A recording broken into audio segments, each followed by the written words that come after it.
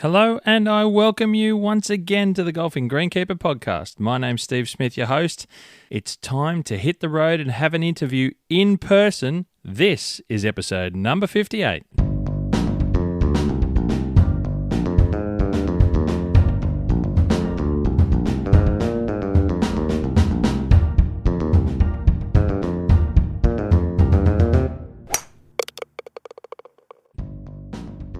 Welcome, ladies and gentlemen, to the Golfing Greenkeeper podcast, and this episode is called Campbell's Corner, as you may have already been aware of it. You've listened to one episode before, and we've got something new today. I'm doing this one in person. G'day, Nadeem. Hey, g'day, Steve. How are you, mate?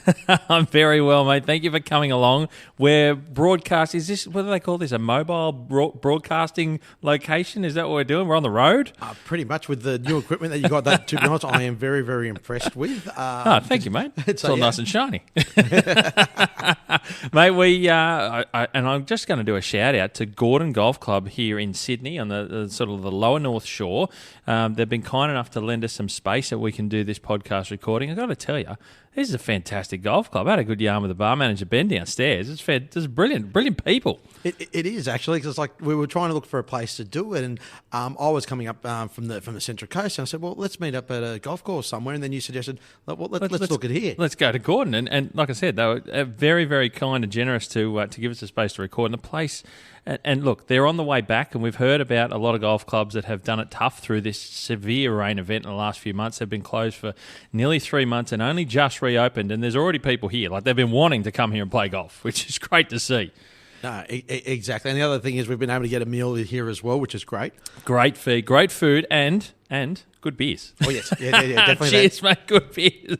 Love being able to have a drink and record at the same time. It's a nice way to do it. So thank you to Gordon Golf Club. And if anyone's around this part of the world, you want to come and support a fantastic council-run golf course and a great community golf club in Gordon Golf Club, this is where you want to go and visit. So thank you to the team here for looking after us. Mate, this is Campbell's Corner, as it's known, where we get to have a chat about you and the business and what's going on and talk about some of the background stuff that you guys are involved with. And look, mate, we're on the road, as you mentioned. You just come back. Where were you? Just up Magenta Shores, actually. At the coast. That's not a bad track to go and chat with. What's going on there? It's a very nice course. I was seeing James, the superintendent there. They've been using PowerCure to very good effect, and it's been a year since they did the application. So we just did a bit of a review on the greens to see what they look like, if they need more, because they were starting off for a very high power percentage on a lot of greens. Right. So we always looked at we were going to need another set of applications this season. However, to my surprise, and we don't need to go across the whole course. That's the thing with it. Sure. So we had a good look there and had a great look around. And the other side of it, today is just absolutely magnificent weather. We should have stayed up there and played golf. How good is it getting a vitamin D hit in Sydney at the moment? I've got to be honest, this is sensational. Anyone seeing the sun, they've had their eyeballs just had to readjust with the brightness level. But this is great and good to see you up there, getting around to some of the people and some of the places that you guys look after, which is great to see. Now, mate, on this one, we're gonna talk about some of the work that you guys do and yourself in terms of educating people, educating turf managers and people that are in the turf industry, and giving them a bit more knowledge and things. So, look, I wanted to sort of start off with, on the back of it, we'll talk about just before we go any further, is Keeper of the Greens. Did you listen to Pat? Did you listen to Pat from Cal? Yes, I did listen to Pat, yes. I haven't listened to the whole episode. I had a couple of phone calls on the way down. I listened to half yesterday and nearly all of it today, but I've known Pat for a number of years. I knew him when he was in Adelaide, and at Adelaide Shores, which is, he did get it right, it's West Beach Parks now. I still call it Adelaide Shores. And then moved to Kalgoorlie, and I've met up with him, and mate, he's a very, very good superintendent, and I would love to see that course. I did see it at the on TV on Foxtel when they had the WA PGA, Kalgoorlie, yeah. Looked great, looked fantastic, and the team have done an incredible job. But that was a great podcast. I enjoyed doing it, so I hope everyone enjoyed listening. Because I haven't listened to all of it. Did he mention anything about the voucher?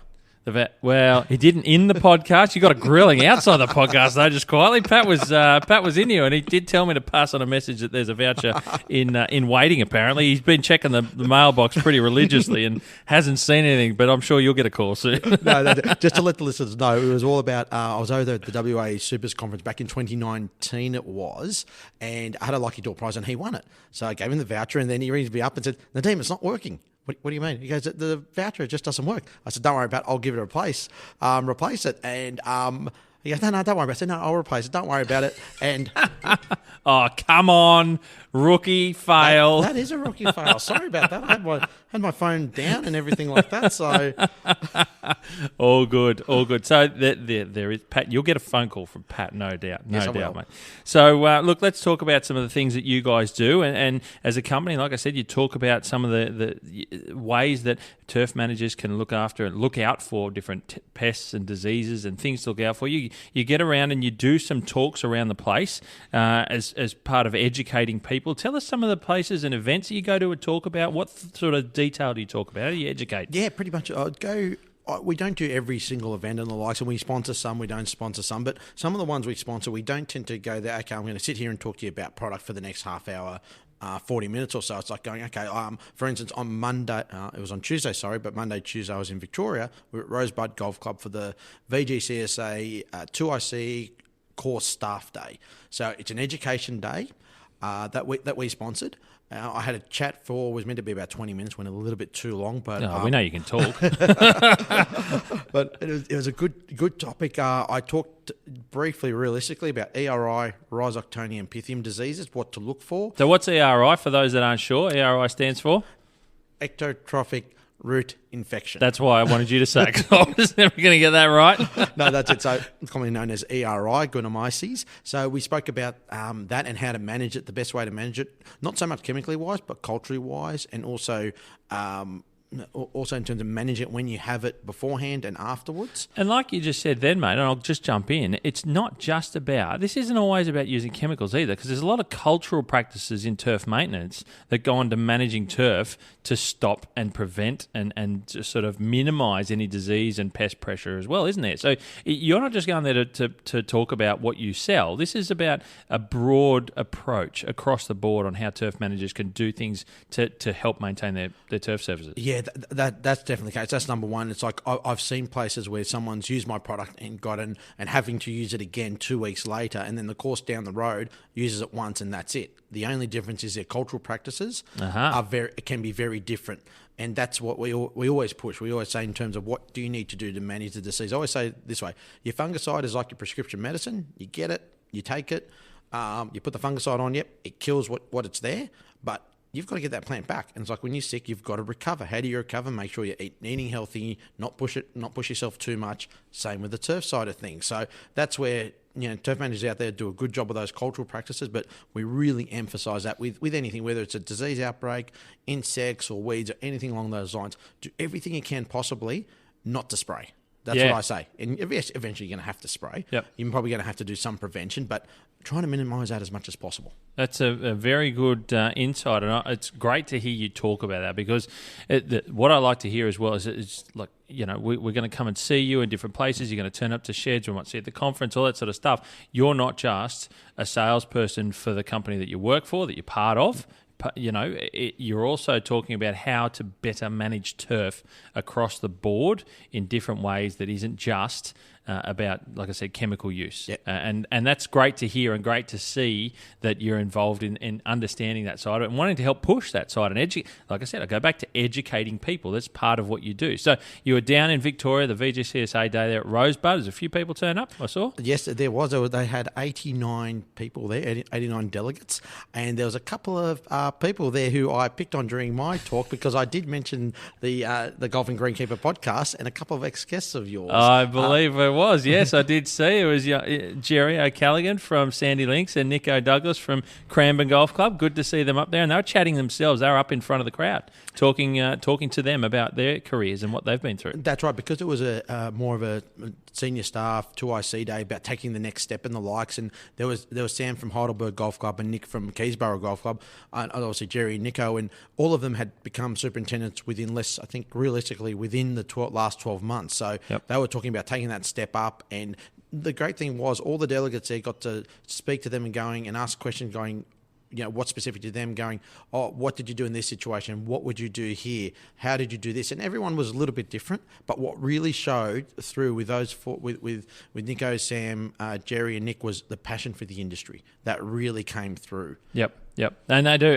And if anyone hasn't listened to them, go back and listen to the podcast episodes with Jerry and Nico. You'll thoroughly enjoy it, and you'll get an insight into who they are and what types of people they are when they're out there maintaining, and just the passion, like you said, the passion that they have for what they do every day for a living and the courses that they maintain, and it really comes across very much so. And is there, you were down, was it Tassie as well? Yes, Mate, you're getting around. How's the frequent fly points going?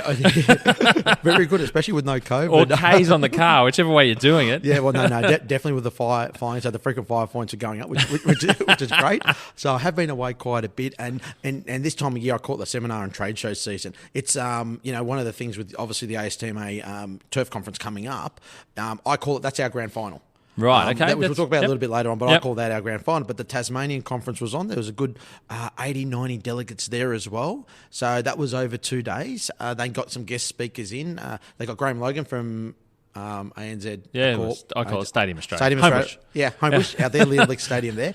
He came down for the day and had a chat about about managing there in Bank West Stadium, out at the old Parramatta Stadium. Yep. I can't remember. Again, we're still talking. No, just call it by the home Parramatta Stadium. That'll do. Forget the sponsors. And Stadium Australia. So both those grounds there. Had Jason Kerr from Melbourne Racing as well. He had a chat in regards to what he does, because he looks after Caulfield Racetrack and a few other racetracks as well. So it heads all that up. Yep. So it was a good conference. They do run a good association down in Tasmania. They do, and Victoria as well. And we're hearing. I like to hear more about the associations in turf, in golf. Obviously, that's my background, of course, and hearing that they're putting these days on.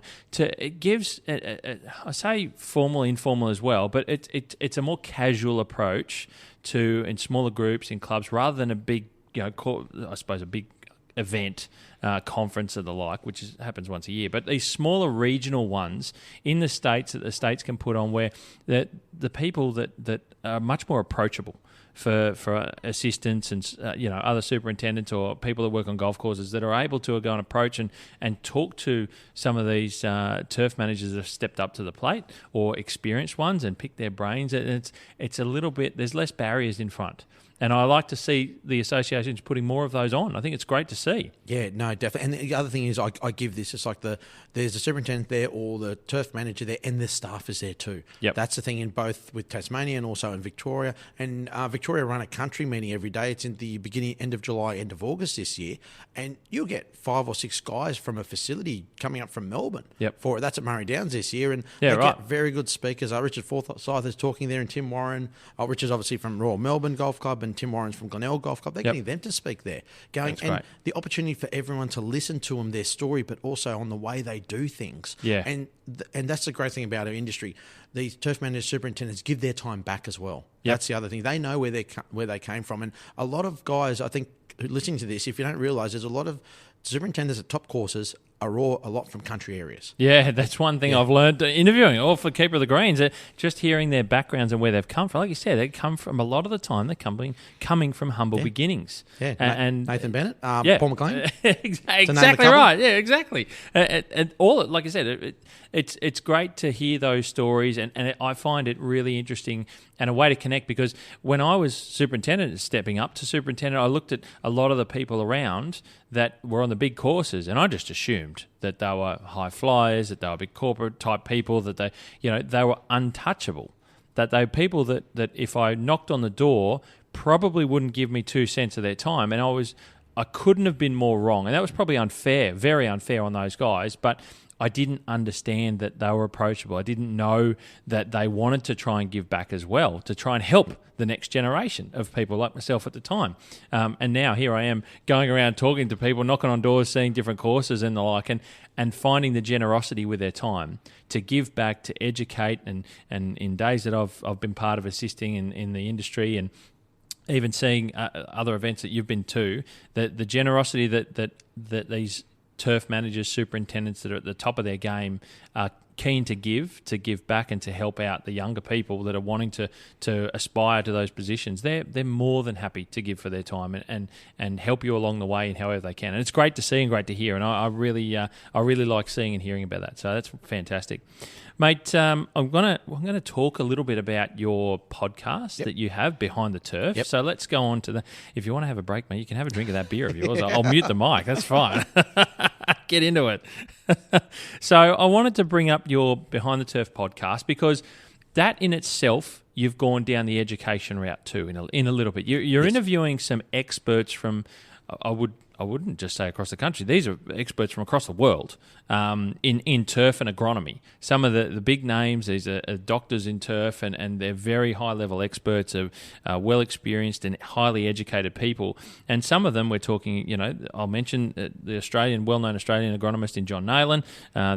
You've got a plethora of US-based experts that come from Penn State Uni, which people might have heard of, or Auburn University, University of Tennessee. Can you tell us a bit about that and what we might see what we might hear going back to listen to some of those episodes and how you got to those people? Yep. What are you trying to achieve with that? Yeah, well, pretty much it's like when social media started, it was quite interesting. There wasn't many people on there. And I started social media. I started Twitter. It was actually not my idea. It was a partner in the business, Jeff Derrick, who's our product development manager. He said, he saw an article in the US magazine. Go, why don't we look at Twitter? I go, Twitter's only about people putting on food and the likes like that. He goes, give it a go. So it wasn't actually me. And Jeff's quite a number of years old. I've known him for all my life, to be honest. He's 20, 30 years older. So I started it. And then it started getting some conversation there. And then what happened was I went over to the US Turf Conference. I think it was in 2011, 2009, the Orlando conference. And this is how it all sort of really started. It was, I was sitting there with Simone from the AGCSA at the time. Dave Warwick was there, and I think Robin Dutz, and they had come over for the conference. And then we were in a hotel just having a couple of drinks, and then looked over there, and I said to Robin Dutz, who was on social media as well, he was at Sanctuary Cove at the time, now he's with New Turf. I said, I think that's John Kaminsky. Because we were both following on Twitter. Didn't think anything of it. Went to the bathroom, saw him there, washing my hands. I'm going, you John Kaminsky? He's looking at me going, looking strange. Campbell Turf at my Twitter handle. Oh, and we just hit it off from there. We got chatting, and that's how it all started. Okay. Because we had been talking on social media, but not actually met face-to-face. Right. So from there, introduced me to other people, and obviously Twitter started getting more and more and more. It's just having the conversations on there. And I made an effort. When I go to the US, it's very different. I'm much more of a delegate, like when you go to the conference and the likes like that. And I'm there to learn and educate. So I got to introduce to some of these university professors. I always introduce myself. There were some meetups, some social media meetups, and it all stemmed from there. And then just got talking to them, and I thought to myself, going, wait a minute, I know these guys. We're becoming friends. And I asked them, said, look, we're coming over. Obviously, going, would you have time to record a podcast when we're there? Look, 20 minutes, half an hour, just on a couple of topics. Sure. So I started doing all that. And then that's where I thought, well, I've been always wanting to do a podcast. And I thought, all right, I'll start promoting Behind the Turf. Cool. And and I've expanded it from there. So so a lot of these people that I have interviewed a couple of times on there. So there are some repeat guests, but they are different topics. Okay, so what sort of things are you talking about there? What are you discussing? How are you trying to educate people through the podcast? Yeah, so I kept it for what we do, because I'm not qualified to go so much on other sides of the turf industry. I kept it to what we know. So it was more the agronomic from the pest, turf, from pest diseases, weeds and the likes like that. So that's where it started from. So one of the things was going, what research is being done over there to manage these diseases differently, not so much the product, but what do we need to know? What's the latest research happening? So that's where it was, and especially from the resistance point of view, weed resistance. So really interviewing people who know in regards to that. University of Tennessee, Auburn University, North Carolina with Fred Yelverton as well. What are they doing? What are they researching? What are they finding? And then bringing that information back to the listeners to go, I'll either look it up more, let's see what I can do. How can I do that here in Australia, and the likes like that. Yeah, right, okay. And you had other guests. I know one of your more recent ones was Devon Carroll, from a young female who's part of Penn State Uni as well. University of Tennessee. She's from Tennessee. Sorry, there you go. So she works with Jim Brosnan. So I won't get it wrong, but I did. No, so Devon was doing some groundbreaking work with POA and understanding why POA survives so much, and really looking at it from... Because it's a weed. Yeah, it's a weed. And I'll just call it, even though I used to maintain it, but that's why it survives. And it's like, we call it POA annua, but it's not an annual weed. It's there all the time. It's just going dormant. So she's been doing a lot of work in that way. So interviewed her and Jim. And Jim obviously is, she's a PhD candidate. and Jim is overseeing all of that. Jim Bronson there at University of Tennessee, who heads up that department. And that forefront of information about what's actually happening in that. However, now Devon's finishing off her work, and she's actually going to Bayer. Bayer of oh wow, has that got didn't take long. No, to be honest, I'm not surprised. I did sort of hear about a rumor about it, and then I heard recently she's signed up with Bayer, which is a great, well done to great Devon. asset for them. Well done indeed. Now, mate, so we can where do we find the podcast if we want to learn more about that sort of stuff? And I've talked about it before. Anywhere? Yeah, the podcasts? So pretty much we do have on our website, campbellchemicals.com.au, and you just go to the podcast section, you'll see Behind the Turf. It's also on the front page of it there. But download it. You can download it direct from there. You can download it on iTunes, Spotify, SoundCloud as well. Okay, so you can listen to it all there. I do apologise. I haven't got any new episodes yet for that means that I'm the last one here all day, people. You can go and listen. I'm 100% number episode 38 is Steve is on there. So I do have one podcast that I've got to publish. I just got to do a little bit of editing because it was a long one. Yep. However, I do have to kick myself into gear to actually do some more, which I've got plans for. A couple of guys from overseas who haven't been on the podcast before, and people that haven't heard, but they're doing some really good groundbreaking work. And that's the other side with the connections that I've got in the friendships. Someone else might suggest going, what about this person? Or I'll go, hey, what do you know about this person? Oh, I'll get you in touch with that person. That's awesome. That's really good, mate. Good insight there that in the agronomy and the real deep end of the science side of stuff and how, the knowledge base of these guys and how that can help you in your knowledge as a turf manager, or if you're interested in that. Look, and the other thing is I've had quite a few comments of people looking into a greenkeeping career since doing the podcast, which is great to see. Oh, wow. There you go. That's awesome. It's fantastic, and I've had some comments from people and all over the place, which is really, really impressed by, and I appreciate people reaching out. It's great to hear that they've got an interest in greenkeeping. So if they are interested in the agronomy side as well, in that deeper science side of things in horticulture, you can go onto this type of podcast and see if it's something that you want to learn more about as if you do enter the turf side of things, which I think is great to hear as well. So, mate, it's great. I think there's great content there in the podcast, and another way of educating people from Campbell Chemicals as well, which is good to see.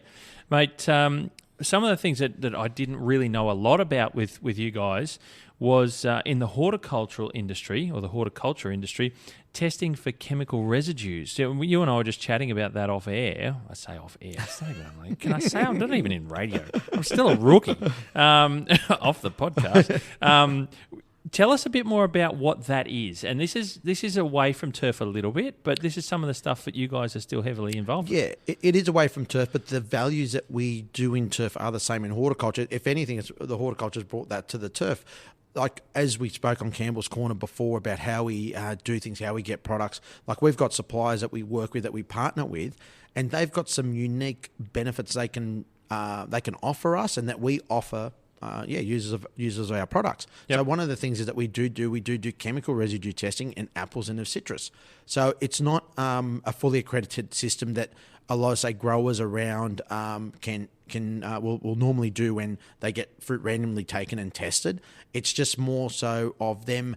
What they're doing is correct, that they're utilising, that they're not going too high with any chemicals. So it's like their own quality control. Yeah. It's self-assessment. Is that exactly the right way of saying? Yeah, there is quality control there that they do have to, there is an accreditation process that they do have to do. Yep. So they can use us to help with that, but they need a fully accredited lab to be able to do it. What we do is, but we don't do it as a service that way, but what we do is going that, we don't want people to use too much chemical. And when it comes to the horticulture side, what we're doing, we're using ratios of chemical to water and the likes, and the coverage on there. So sometimes some bit of fruit can get a bit too much, other times it doesn't get enough. So we're looking to balance that out to make sure it's consistent over a period over what they're doing. So one of the things we do, we do that. We send we get some samples from different growers around Australia. They send it to Mark. We get it from there.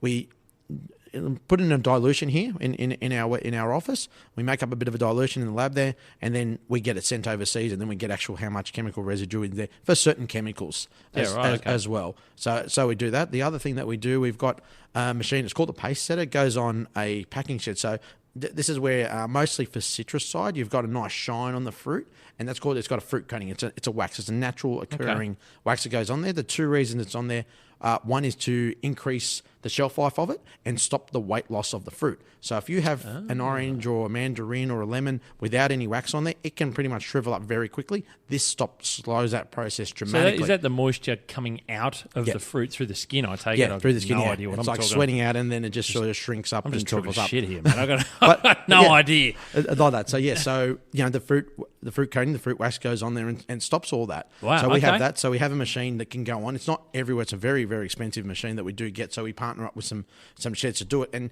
it actually doses the right amount of product that's needed to get the consistent result. So in the end, it's like they don't have to use more than what they need. Yeah. Okay. So again, goes on what we were saying with the cultural practices with the turf side, going do the cultural practices to minimise the amount of chemical you have to use.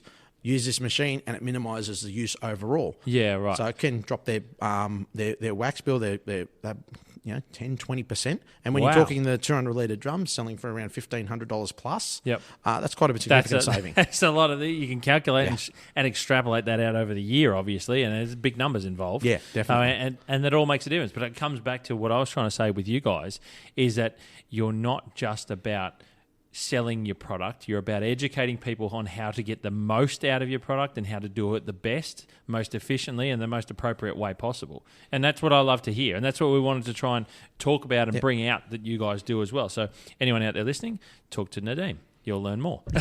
And that's what we try to do. We want to help the turf manager in the end. And I'll be honest, we don't have the answer to everything out there.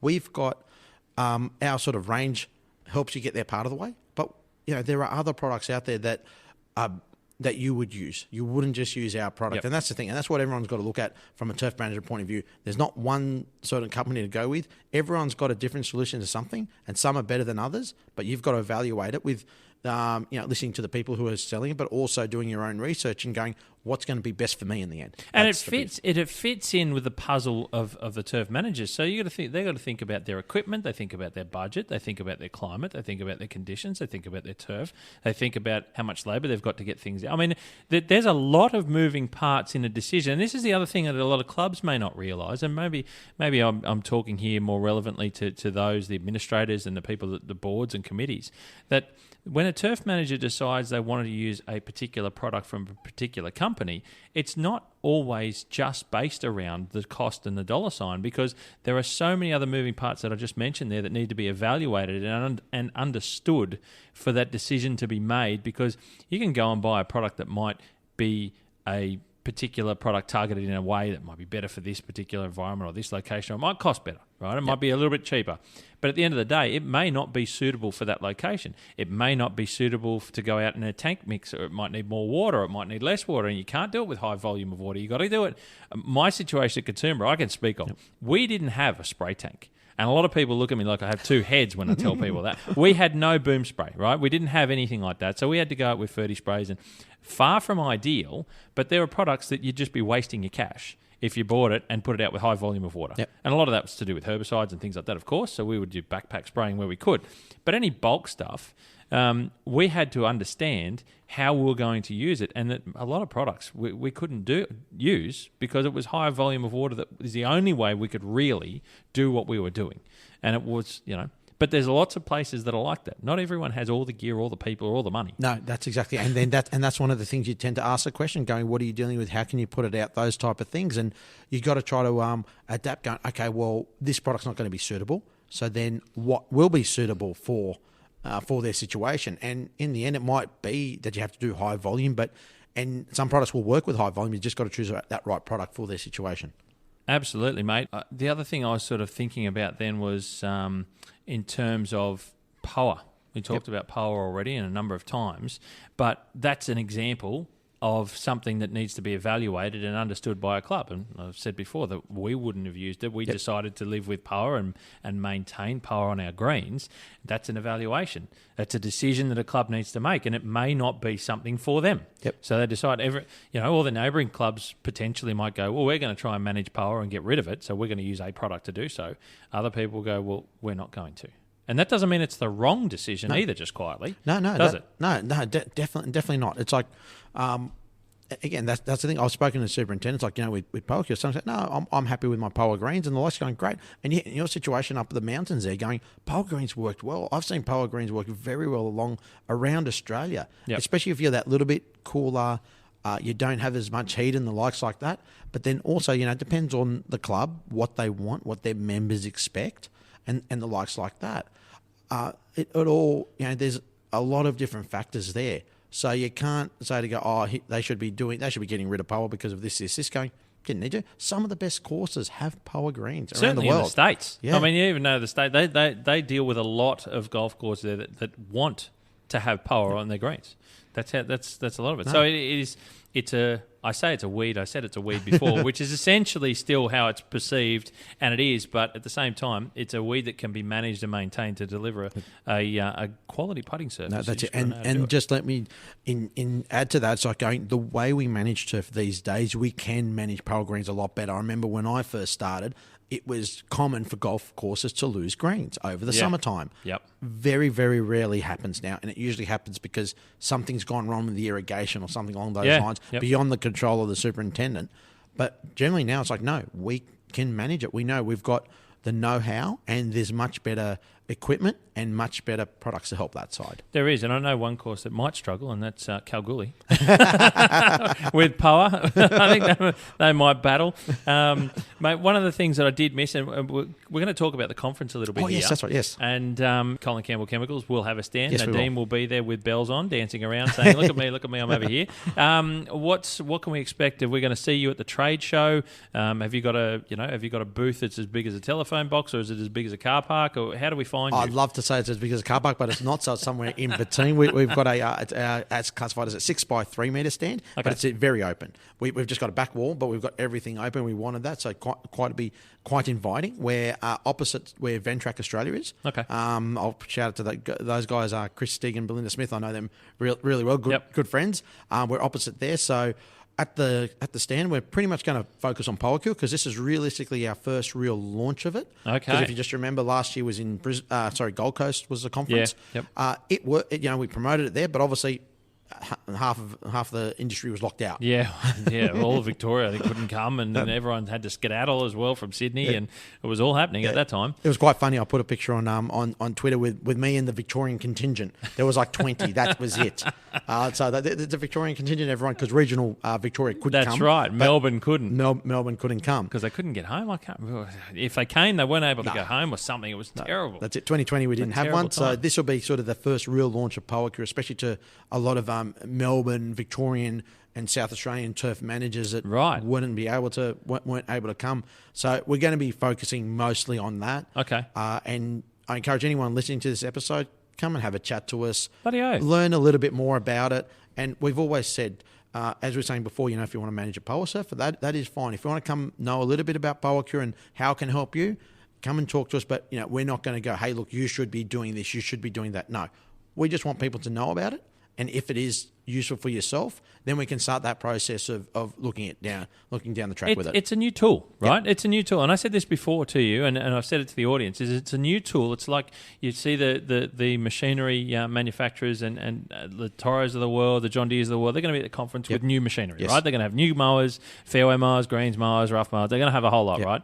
This is not a machine, but it's a new tool in maintaining a golf course. So just like going to see what the latest gear is in those companies and what they've got out there to mow grass and maintain the turf surfaces in that respect, this is a new tool to go and learn more about from you guys, how PowerCure can be used and to understand if it's useful to you or not on your particular situation. So go and talk to Nadeem. I'm telling I can say it. I'm shouting out. I'm saying, Nadeem, PowerCure, go and chat to Colin Campbell Chemicals. And you've heard more about Nadeem now as well. Through Campbell's Corner on the podcast, you understand hopefully a little bit more and you kind of got a sense of who Nadeem is. You've heard about him. You've heard from him. So hopefully I look forward to hearing you guys catching up with Nadeem and Nadeem telling me that he's caught up with people that he hasn't met before. So that's one of the things I hope you guys do out there. I really would be interested to hear about it. And on the back of that, mate, and one of the things was with your podcast, you do get accredited CST, Certified Sports Turf Manager points for listening to Behind the Turf. Is that correct? Yeah, so it's continual professional development points.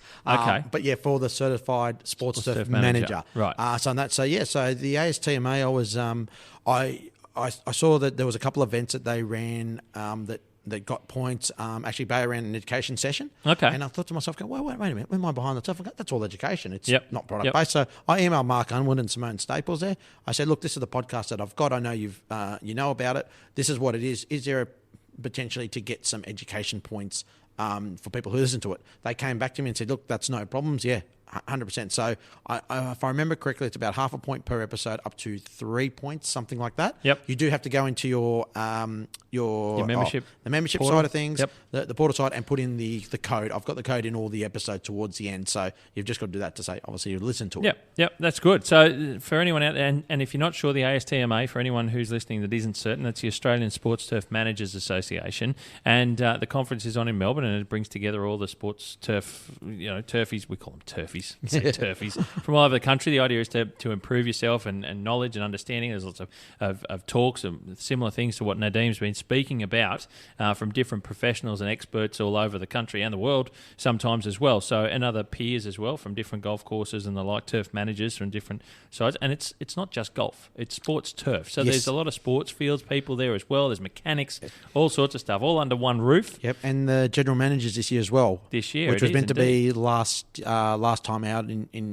beforehand in Melbourne before COVID hit in 2020. Yep. So it's got the General Managers Association at the same time. So so some of them will be Everyone's going to be there. I think the architects will be there as well. They're usually there every year too. So everyone's going to, and I won't. That's the part I'm most disappointed about. I was trying to work it, but I just keep breaking myself. I'm bouncing from injury to injury, and this time I'm going under the knife. So I won't be there. But I'll be interested to hear from you, mate, what's going on. So some of the, like I said, we get points. So for anyone out there listening, that we talked about Behind the Turf. So the podcast gets you professional development points. You can listen to it. And if anyone was listening, and I've got here right in my hot little hand, anyone was listening to the last Campbell's Corner episode, we touched on, for those that are able to make it to the conference, and for some limited few that aren't able to get to the conference, I have in my hot little hand, fresh off the printing press, a Campbell's Chemical PowerCure with a really cool print. I won't say what the print is on it, because I think it's a bit funny. It's a good little giggle that you'll get when you get it. So if you go to Nadeem down at the trade show and you see Nadeem at the Campbell Chemical stand, he will, and you mentioned the podcast. What are your three things, mate? You mentioned the podcast or Behind the Turf? Yeah, just come up. You can come up to me and just mention the podcast, Behind the Turf. You can come up and just say, yep, I heard you on the Golf and Greenkeeper podcast. Very good. Doesn't have to be the Keeper of the Green segment, but tell me you listen to it. Yep. And I'll just scan your badge, just take your name. That's about it. And you get a mug. You get a mug. You get a cool mug. We know. And going into winter, look, everyone except Pat at Kalgoorlie is going to want a mug. Pat for winter. Pat doesn't get one because he got his voucher. He hasn't got it. So he's just got to still check that mailbox, check the letterbox, Pat. It's coming. So, look, mate, that's great to see, and a great little, a cool thing that you can give away on behalf of listening to the podcast. So it's very good to see. Look, Nadeem, mate, it's great to chat in real life and catching up in person here at Gordon Golf Club. So another shout out to Gordon for looking after us here at Gordon Golf Club. Fantastic people here. And, mate, thank you for coming along to do another Campbell's Corner. It's great to chat with you about the educational side of things and seeing what you do a little bit more for the industry, rather than just knocking on shed doors and catching up with people and saying, hey, this is our product catalogue. Is there anything that we can help you with, solutions for the turf that you maintain? It's also about doing a little bit more in there and educating people in a broader sense about their knowledge base and understanding of what's in front of them and what they might be dealing with. So, mate, well done on what you do. It's just great to see travelling around, and I look forward to hearing more about it. Are you talking at all down at the conference this year? Not this time. I have done a few talks in the past, but not this year. But I'm going to be down there. But anyone who's not going to the conference, if you just keep an eye out on the social media side of things, my Twitter handle, Campbell Turf, Campbell Chemicals, or Nadeem Turf on Instagram, also on our Facebook page, also Turf Management Australia Facebook page. Did you miss anything? I'm just trying to think if anything else. I may bring back. I'll probably bring the vlog back. Yeah, okay, I might bring that back, upload it onto YouTube and the likes like that, just to give people an idea of what it is. Again, it's not going to be. And I did this a couple of years ago. I just did a tour around the show. I did about a 6-minute tour, walking around with the camera, bumping into people, just very raw, and just then uploading it. So I'll probably do that again. That's as well. awesome. So just so people who can't make it or not this year or haven't had the opportunity, I want to at least show you that. Yep. No, that's great, mate. So there's other ways to keep in touch, guys, with what's going on at the conference. You follow Nadeem, follow Colin Campbell Chemicals, and you'll get an insight into what's going on this year. And look, Nadeem's just a phone call away. That's the other thing. So if you haven't got his details, get in touch with me, get in touch with him. He'll give you his number. You have a chat, work out if they can help you in any other way. But Nadeem, thank you for coming along, mate, on short notice. And we put it together here at Gordon. So I appreciate you coming in for another recording of Campbell's Corner. Mate, thank you for coming and recording away. Cheers, my pleasure, Steve. Thank you very much for having me. And thank you for all the listeners to listen to this, and also who've given me feedback about listening to the other Campbell's Corner episode, but also listening to Steve's podcast and my podcast. I've had a lot of people come up to me in regards to it, so thank you on behalf of myself and the company for taking the time and listening to it. No, wonderful. Thank you very much, Nadeem. Good to chat, mate. No, thank you. Cheers.